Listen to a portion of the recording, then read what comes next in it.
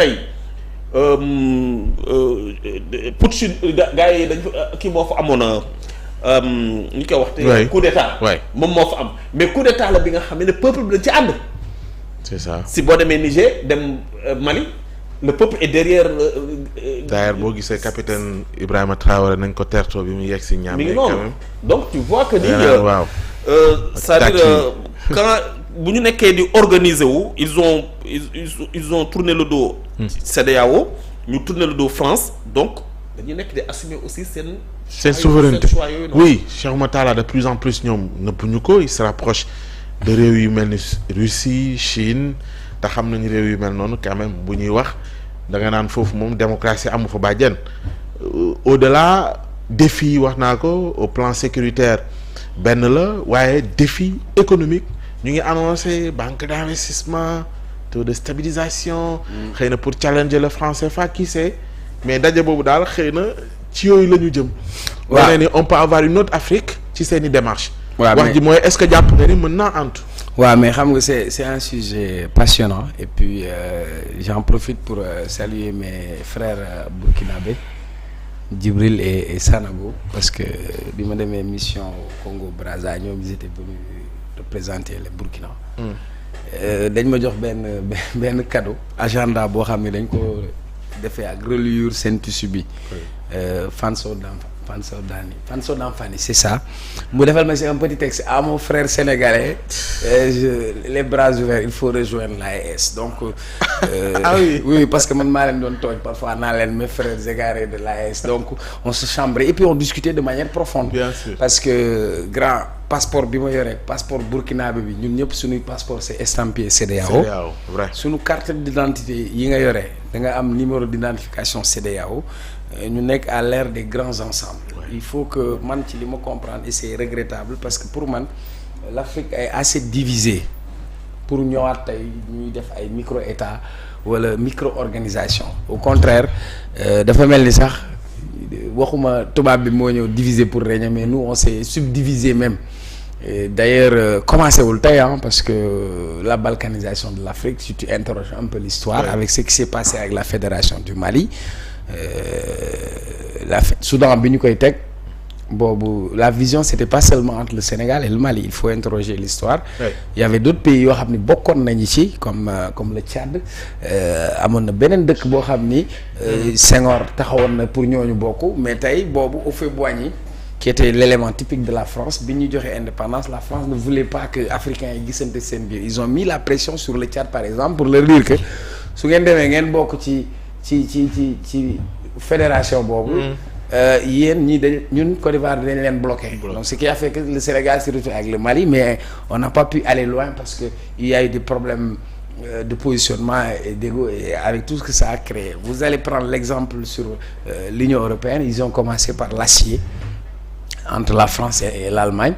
de plus en plus ñoom ñuy dem parce que les problèmes yi am ci yeneen dëkk dafay répercuter wu ci ay dëkk par exemple le Sénégal ne peut pas se développer si le Mali n'est pas développé le Sénégal ne peut pas prétendre au développement si la Guinée n'est pas développée donc pour man on a assez subi pour revenir encore nous diviser entre nous c'est vrai que la main de la France la mainmise de la France loolu ça ne peut plus perdurer ça ne peut plus continuer mooy réforme yi le président Bassirou Diomaye oui donc pour man on a une nouvelle génération et puis maa ngi gis sax ay yenn panafricains ay camerounais ñëw di ñu faire la leçon pour nous buñ ñu fatt ñoom vous ne pouvez pas avoir un zombie de président bu fa nekk pendant des années amu leen démocratie ñun li ñu daj ba ñafeel suñu bopp ba Sénégal am démocratie boobu ñu nekk un exemple partout en Afrique jàpp ma ni te yàgg naa ko wax Ousmane ci yow laa njëkk a joxe seetlu boobu Diomaye bi muy falu dafa nekk président taf vous n'avez pas vu les représentants de la France ki jiite Guinée moo ñëw salle bi tàccu tout à fait ñu ñëw am délégation bu jóge Burkina am délégation bu jóge Mali donc man sama lecture c'était que bu leen tuddee rek ma lecture c'était que déjà il y a un rapprochement d'abord du point de vue générationnel mais aussi ñu poser un débat sur la légitimité des pouvoirs et la légalité des pouvoirs parce que il y a une accession démocratique au pouvoir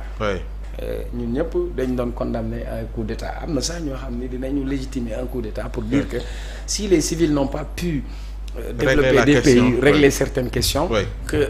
nit ñi dem ba versé wu jàpp ni armée bi moo koy régler naa la jox benn révélation mes amis burkinabé ils m'ont dit ñoom ils se sont inspirés de Ousmane Sonko. Ousmane Sonko. ouais. comment. ay ñëw mu ne ma li ñuy wax veille citoyen ñoom foofu lañ ko jëlee léegi actuellement soo demee Burkina Faso tous les jeunes se sont mobilisés dans les quartiers pour veiller ci sécurité seen président parce que ñoom nee nañ ni ñu organiser bu bal tàqee wala dara xew ñoom ñëpp ñu dem protéger seen président nee nañ ñoom ñu ngi ko gisee ci Ousmane Sonko bi mu demee Ziguinchor ni ñu doon defee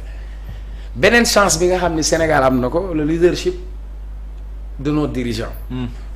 Parce que la renommée de Ousmane Sonko dépasse de loin le Sénégal. C'est que les gens ne comprennent pas. Si Mélenchon vient au Sénégal, c'était pas fortuit, hein? Parce que ñoom dañuy waaj dem ci ay élections et cetera donc yow da ngay toog béninois bi dina laaj billah yàlla rek a tax may wax dafa tombé daaw bi nekkee ci coowu Sénégal yu tëj Sonko daf ma fekk ma dem Cameroun béninois yi dañ ma doon laaj mais qu'est-ce qui se passe avec Sonko yaa quoi léegi Sonko falu na nga ñëwaat ñoom ñu ne vraiment non Sénégal. non Sonko nga dem ba yeneen dëkk di créer yu mel noonu donc am na benn leadership boo xam ne mu ngi génn donc tey bu ñu doon am cette dimension panafricaine il faudra pas qu'on s'enferme sur nous pour man Diomaye constitue une opportunité pour faire la jonction entre les deux entités c'est vrai que tu as raison on a eu quand même la mainmise de la France moi je disais qu'on n'a pas une CEDEAO des peuples on a plus un syndicat de chefs d'État qui s'organise pour gérer seeni ay intérêts mais aujourd'hui et l'AES ne peut pas s'isoler est-ce que alternative la donc pour man ñu génn carrément ci CEDEAO parce que nous déjà on a cette li Cheikh Anta Diop doon wax naan unicité culturelle déjà chance bi ñu am en Afrique de l'Ouest que am nañ yenn institutions yoo xam ne am nañ ko nañu ko renforcer maintenant am na loo xam ne c'est de la diplomatie et je pense que le fait que le contact soit rétabli entre le président Bassirou Diomaye qui peut être un interlocuteur avec les gens de l'AES et qui peut être un interlocuteur avec la CEDEAO pour qu'on retrouve la famille de l'Afrique occidentale pas de l'Afrique occidentale française mais ñu am cette zone d'intégration par exemple je te donne un exemple mais li général Tchani wax nii moom man li général Tchani wax nii moom dafay dina compliqué le fait que wax ni sunu réew yi sunu peuple yi moom wan nañu définitivement tourner le dos xam nga yooyu yëpp à la CEDEAO posture la ak position mais contexte yi dafay évoluer parce que moi Thiam tu ne me diras pas que Ousmane Sonko et Diomaye sont des marionnettes de la France le truc de marionnette là c'est n'est-ce pas ma ne la ñoom am nañu rapport ak ñële moo tax ma jox la sànq exemple bi Bassirou Diomaye di def investiture ñooñu dañu nekkoon invité d'honneur kon tey le fait que moom mu am rapport ak ñoom am rapport ak ñi nga xam ni moom mooy la CEDEAO war na mën a permettre de facilitateur pour qu'on se retrouve autour de l'essentiel parce que pour moi en tant que jeune africain là où on a toujours péché c'est la question de l'unité africaine c'est la question de l'intégration africaine et je crois que on ne peut pas se permettre nous à ce niveau de nous diviser davantage war nañu am une armée commune boo xam ne dinañu régler suñu ay problèmes c'est ça su boobaa bu ñu jaaxlee du ñu dem di langaamu di woo Russie wala ñuy woo France parce que jóge ci France dal ci Russie pour man c'est la même chose li Sonko doon wax naan souveraineté boobu ñu récupérer suñu ay bases militaires mais war nañu am une force d'intervention africaine boo xamante ni on va régler nos propres questions et nos propres problèmes de défi sécuritaire mais si le Burkina passe là-bas la Guinée passe là-bas le Sénégal dem fële beneen dëkk jaar na le ñun dañuy gën a affaiblir suñu bopp il faut qu'on prenne conscience que tey bi fi Ablaye Wade di wax nañu def affaire États-Unis d'Afrique li constat bi mu amoon mooy que dëkk bu nekk da nga bëgg a toog ci sa petite souveraineté surtout regarde même dans la carte tu regardes Bénin Togo la moo ko créé parce que tout simplement zone de tampon entre deux pays les colons nous ont assez divisés à travers des langues les colons nous ont assez divisés à travers des frontières où on a des conflits par rapport à certaines frontières donc il faut pas que nous les Africains qu'on prenne conscience que nous sommes obligés d'aller ensemble nous sommes obligés de nous unir ou de disparaître donc l'exemple patent vous allez aux États-Unis ils ont mis l'année dañ la koy jàngal géographie dañ ci bëgg a rey Canada Mexique tey am nañ la ZELAC nga xamante ni sur le marché mondial war nañ am un marché africain. et CEDEAO c'est pas seulement du point de vue politique et institutionnel, il y a aussi du point de vue économique, parce que le corridor entre Dakar Bamako, l'activité économique qu'on peut faire entre nous, déjà moi da ngay dem Afrique centrale boo yóbbee CFA ñu la nga koy wetti CFA au Afrique centrale, déjà mu posé waat beneen problème. C'est-à-dire même en Afrique on a plusieurs devises. Man, je suis pour une monnaie africaine, je suis pour une unité africaine, et ça commence d'abord à ñu toog autour de la table sur des questions essentielles d'ordre économique, d'ordre sécuritaire. Il y a d'autres enjeux, et plus on va se séparer, plus on va se diviser, plus on sera faible. C'est ça. Seulement c'est l'idéal. Mais les faits mooy tant que waa AES ñu ngi jàpp ni waa CEDEAO France moo nekk seen suuf du ñu adhère. Deuxième chose mooy adhésion bi mën na am. bu fekkee ni Sénégal changé ne dañuy changer système bi. nga dem Côte d'Ivoire. dem nu ñu koy waxte Nigéria. ñu changer seen système. Je pense que foofu gars yi rapprochement dina mën a am. Mais tant que les kii laa dañ koy wax Ouattara mi ngi bopp réew mi ak kii nii gars yi du ñu ñëw. parce que déjà li leen dal xam nga le truc politique. xam nga déjà aspect politique bi mooy mais dafay refléter wu ci aspect économique bi gisuloo problème bu politique moom moo indi gars yi def leen embargo ba. produit oui mais je suis d'accord ak yow ci sa analyse. Moi je l'ai dit la CEDEAO dafa échoué. Keroog Yaya Jammeh bi mu nangoo ne gagné nañ ko élection mu ñëwaat.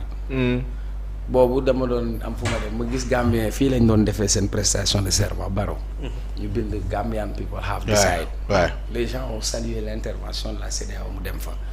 mais tey. France n'a fait les jeux intérim la am. tout à fait. France bu ñëwee accepter coup d'état bu am Tchad. parce que intérim ki fa toog nekkal na ko intérêt. ki nekk Niger amalu ko intérêt wala ki nekk Guinée amalu ko intérêt. par contre man ci li ma d'accord mooy. bañ a jouer jeu France boobu. xam nga paasan sama xarit la anti France la comme man mais tey jóge ci France dem ci Russie ak jóge ci Russie dem ci Chine laa yemale. parce que pour man ñoom ñëpp c'est des forces impérialistes où chacun vient même avec les Turcs chacun vient avec ses propres intérêts. Il faut que nous qu'on se batte. pour am les moyens. Ce que les gens ne comprennent pas jàmbaar l'Afrique c'est le continent de l'avenir. C'est ça. tubaab yi yaa ngi leen dégg seen France ca immigration lan la ñuy wax africains yi en 2050 ils seront une population ñooy gën a yokku ñooy gën a bëri donc ñun défi yi ñu am défi majeur yi ñu am il faut ñun ñu boole suñu ay doole léegi nag la France peut avoir beau dos ne ñu am njiit yu am fulla man Sénégal am na ñu am fulla mais bi may ñëw di la jox exemple Sonko naan la damay dem les Burkinabés me parlent de Sonko. les Congolais me demandent Sonko keneen di ma laaj Sonko ça veut dire ça a fait tache d'huile. tey leadership boobu mu am xaw ma tey de mais demain fu ñuy citer ñenn ñi citer fa Sankara surtout fa dinañ ko fa citer parce que tey créer na beneen révolution et mentalité boobu ça doit aller de l'avant. Mais man tey je ne souhaite pas entre nous. Moi quand je suis avec les Burkinabés je suis tellement à l'aise parce que je me sens même burkinabé parce que ñoo bokk les mêmes défis. Quand je vois un Malien c'est un frère malien c'est-à-dire mais ñun tey ñu ngi commencé di waxante suñu frontière wala tel. alors que adduna bi dañu nekk ci globalisation nous sommes dans un monde des grands ensembles. Et on a besoin. ak nu ñu ko mën a tuddee AES ak CEDEAO. On n'a pas besoin amaat ay éclatement. il faut ñu dajale loolu yëpp. Cheikh Oumar je te promets on aura ce débat là surtout ci. approche bi ci défi yi surtout dinañ ci ñëwaat incha allah gën ko yaatal sànq bi ñuy tàmbali ñu ngi ko doon tudd nga doon wax ni peut-être ñu am occasion également dégg ko ci liñ doon waxtaane mu ngi ñu doon topp depuis sànq ak léegi di Chérif Ibrahima Aïdara bëggoon naa également ci question yi waxtaane ñu jël ko su ko defee waaw daal di tàggoo rek parce que moom it waaw moom mu ngi ñu doon topp depuis sànq ak léegi. non dinañ ko dem seet il faut ñu def délégation. Chérif Ibrahima Aïdara ñu ngi lay nuyu di la ziar jamono ji yaa ngi